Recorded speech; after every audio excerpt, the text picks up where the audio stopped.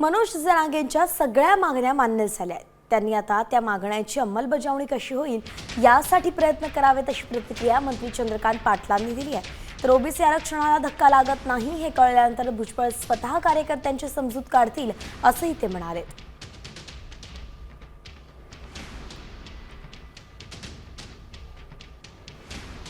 मागण्या मान्य झाल्या आहे। गाव लेवलला समिती झाली।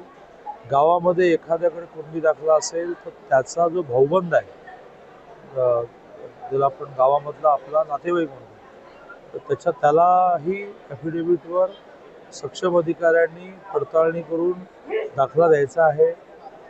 त्यामुळे मनोज जरांगे पाटलांनी आता सगळ्या मागण्या मान्य झाल्यामुळे त्याची अंमलबजावणी कशी होईल यावर लक्ष केंद्रित केलं पाहिजे। छगन भुजबळ हे खूप आधीपासून अनेक वर्ष ओबीसी समाजाचं नेतृत्व करतात, ओबीसी समाजासाठी भांडतात। त्यामुळे ते ताक सुद्धा फुंकून पित आहेत। त्यांची हळूहळू खात्री होत चालली की याच्यातून ओबीसीला काही धक्का लागत नाही आहे। तसे तसे ते या विषयामध्ये आपल्या जसं ताईवाडी आपल्या सहकार्यांना समजावून सांगतात, भुजबळजी पण सांगितले अरे बाबा याच्यामध्ये ओबीसीला काही फार प्रॉब्लेम नाही।